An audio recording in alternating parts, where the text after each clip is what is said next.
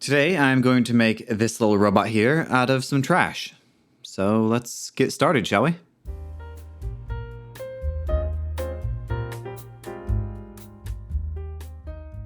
To start things off, I have an Easter egg, which I've used Easter eggs in quite a few builds in the past. They're a fun shape to work with, and usually you can't just buy one of them, you have to buy a whole pack, so that's why I've been using them so often.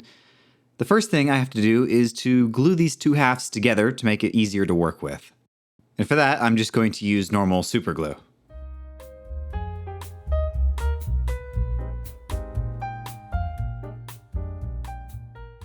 This is also a good time to rough everything up with a wire brush to make sure that the paint sticks. I'll be using a few of these plastic caps as stencils to get the two armholes as well as the hole for the neck.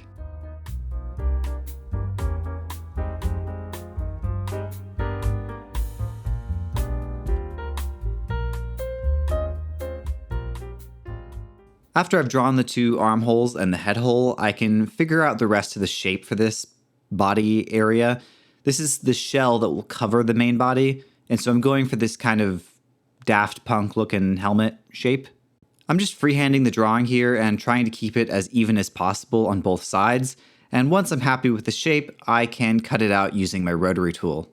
Now, just like real eggs, their plastic counterparts are relatively weak and fragile, so the key for this step is to just go slow and not put too much pressure. Let the blade cut and don't actually push into it, or else you may crack the plastic.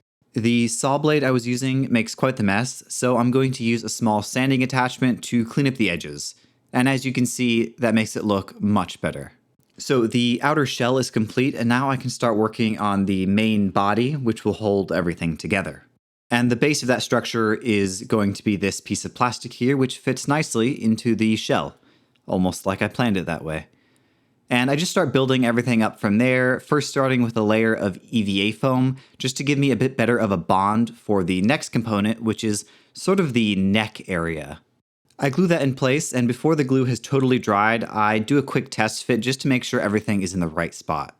Then I can fill out the rest of the space with other greeblies and pieces of plastic just to make it look a bit more like the inside of a machine. Some of these pieces you'll never actually see in the final product, but they're there just to fill the space and to cover up any holes. These pieces here are the shoulder components, and it's where the arms will attach to later.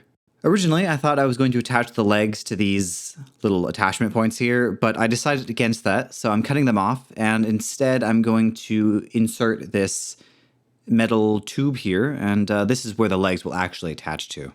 And then, because I thought it looked cool, I added this plastic ring to the bottom to cover up that space. And there we have it, a completed inner body section. And now we can start to work on the legs, and I'm starting with the upper thigh area, basically where it will connect to the main body, and it's just made out of some random toy parts and Gundam pieces, and I build it up into a thigh shape. A lot of these parts are from one of those toy kits that you give your kids to teach them how to be a mechanical engineer and how gears and things like that work. For me, they're excellent pieces for building trash bots like these. This piece here is from a Gundam, and I'm just going to fill in that open space with some of this styrene, and this will be the knee for my leg. Now, to attach the knee to the upper leg that I just made, it's a flat piece and a round piece, which don't usually fit together, but with a bit of persuasion from my rotary tool and a sanding drum, I can make them fit a bit better, as you can see.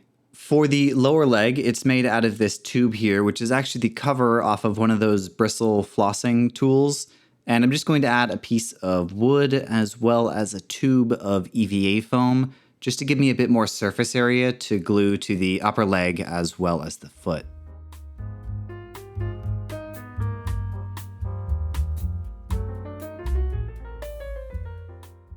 Speaking of the foot, this is the foot I'm using. It's a resin cast of I believe, a Transformers toy foot that I had a while back. Basically what happened was I had one single foot off of a broken Transformers toy. I made a silicone mold of it so that I can always have these little resin cast feet for whatever project I'm working on.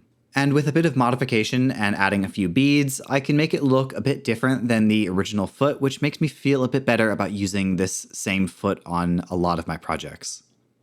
And just like that, I have a completed leg, and now I just make a second one to match, just for the other side. Moving on to the arm, I'm going to start with the upper half, which is going to be made out of one side of this clip here that you would find on a clothes hanger. Once I snap it in half, it looks like this, and like I said, this will be the top of the arm. To add some interesting shapes, I add a Gundam accessory piece, as well as a few pistons that I made from some metal tubing. It's a pretty simple upper arm, which is fine by me, so let's move on to the lower arm now. And for that, I'm going to use the top of this cheap dollar store Halloween candle.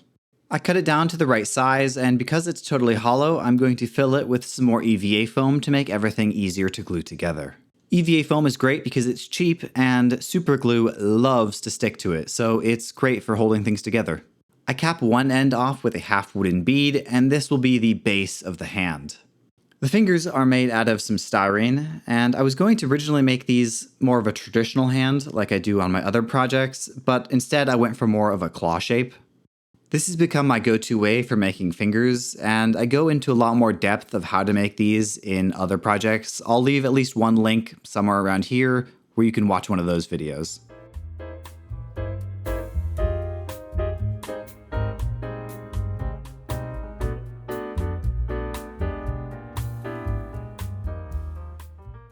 To attach the upper and lower half, I'm using some armature wire, and this will not be the final elbow at all. I'm going to build out the elbow later, once I build both of the arms, because it's just easier to build the elbows out all at once.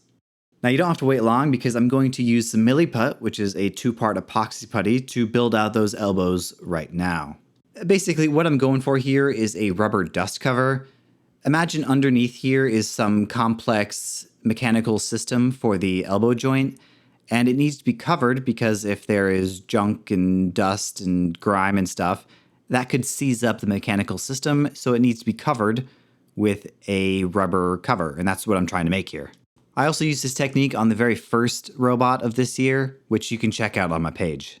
Moving on to the head, which is actually one of the easier parts of this whole build, I'm going to use this LED bulb here, which is from one of those fairy lights, and you can actually see the electronics still inside that I couldn't get out. Now, the problem is I realized that the neck here is very brittle. As you can see, it cracks under the smallest amount of pressure. So my solution was to make a silicone mold of it before I broke its neck, and then I can just cast it in resin, which is nice because then I can use this a bunch more in the future.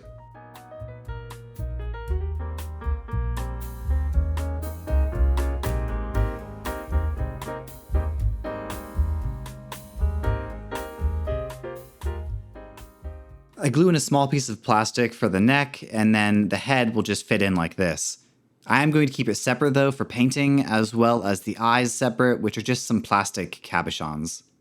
Speaking of painting, I put everything on some paint sticks and send them outside for a coat of primer. The central body area gets a coat of gray, and then everything else gets a coat of pink and purple. Now, the reason I went with pink and purple is because I've never done a pink bot before, and I thought it would be fun. And I had pink in my kit, I just had never used it before, so I thought I'd give it a try. For the in-universe explanation, I'm going to give this bot a bit of a backstory. In my head, this is a scrapper bot.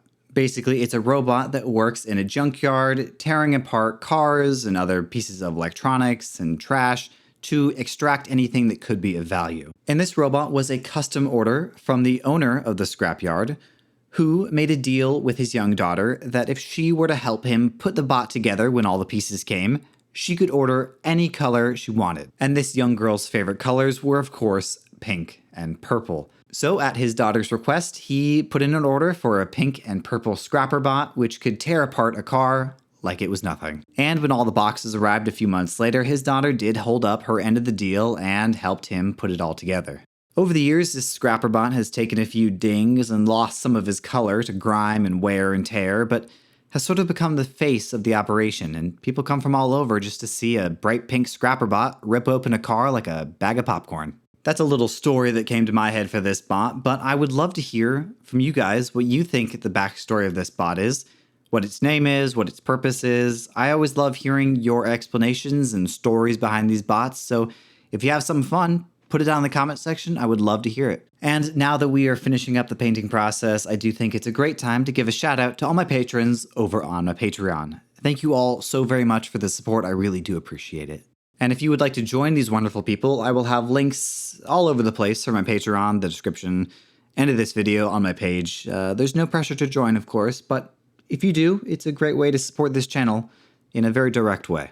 And if you are enjoying this video and you want to support this channel for free and right now, you can do so by simply liking, subscribing, commenting, sharing, all of that good stuff, because the more that stuff happens, the more the YouTube gods say, he's put a lot of work into these videos. Maybe we should show them to more people, which I always love showing my work because I love teaching people new techniques and entertaining people with building stuff with trash. And if you're thinking to yourself, man, this is a great video, I wish I could watch more. Well, do I have a treat for you? Because on my page, I've got a lot more of these videos. So go check them out after this one. Once you're done watching this one, don't go right now because you're gonna miss the rest of this project. But afterwards, go check it out. What you're seeing me do here is add a wash to make this bot a bit more dirty. As it works in a junkyard, it's going to be pretty grimy and dirty. These washes are a mix of acrylic inks and paints mixed with water and a bit of isopropyl alcohol, and then you just cover the project and dab away the excess with a paper towel. Another great way of adding weathering is using one of these Tamiya Weathering Master kits, and I usually start with a little sponge brush here and just apply a mix of this brown and rust coat, and then I end up usually using just my fingers and smearing it all in. The washes are great for getting into the low points, and this is better for getting into the high points, so together they work really well in making everything really dirty and grimy.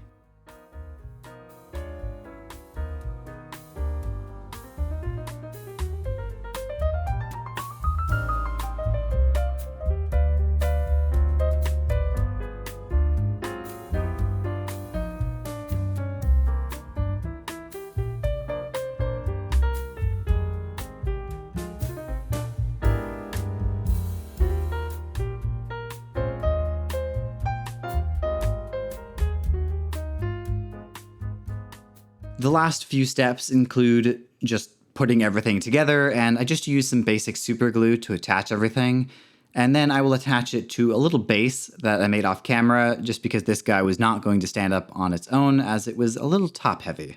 It was at this point that I realized I completely forgot to add any chipping effects, so I'm going to use a chipping color pen and add some of those. If you're unfamiliar with chipping effects, basically what this is imagine the outer layer of paint has chipped away and exposed the metal underneath, which is then oxidized and turned into this dark metallic tone.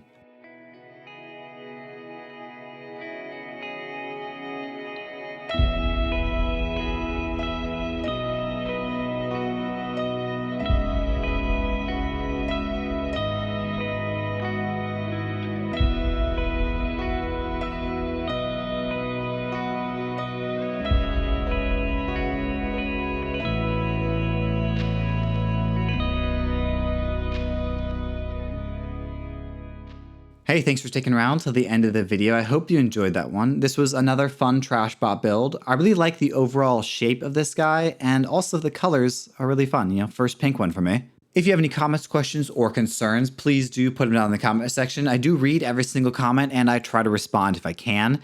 If you have any fun backstories for this bot, also please do put them down below. I love reading those. I have a whole bunch of other videos on my channel, so please do check those out if you want to see more of these kind of builds. I try to put out a new video every single Saturday, so I've got quite the backlog if you're looking for many hours of entertainment. Anyways, thank you all so much for watching, and as always, I will see you in the next video.